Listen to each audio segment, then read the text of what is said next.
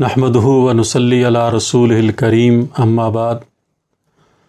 कर्ज़ों की अदायगी, माशी परेशानी और इन उलझनों से बचने के लिए एक और वजीफ़ा आपकी खिदमत में पेश करते हैं कि अगर वज़ू के दौरान या वैसे भी किसी वक्त अगर इसको पढ़ा जाए, अल्लाहुम्मा अग़फ़िरली ज़म्बी व वस्सिली फ़ी दारी व बारिक ली फ़ी रिज़्क़ी,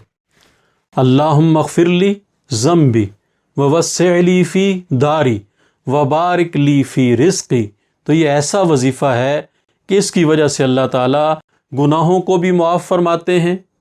घर में भी वुसअत अता फरमाते हैं और रिज़्क़ में भी अल्लाह ताला बरकत अता फरमाते हैं।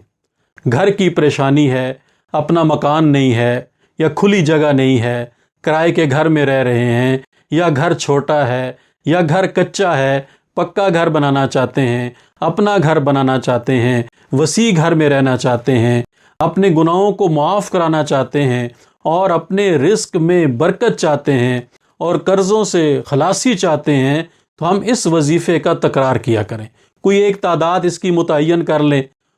तो ज़्यादा बेहतर है, और अगर तादाद मुतय्यन नहीं करते तो वैसे ही हर वक्त इस दुआ को पढ़ते रहा करें, अल्लाहुम्मा अग़फ़िरली ज़म्बी व वस्सिली फ़ी दारी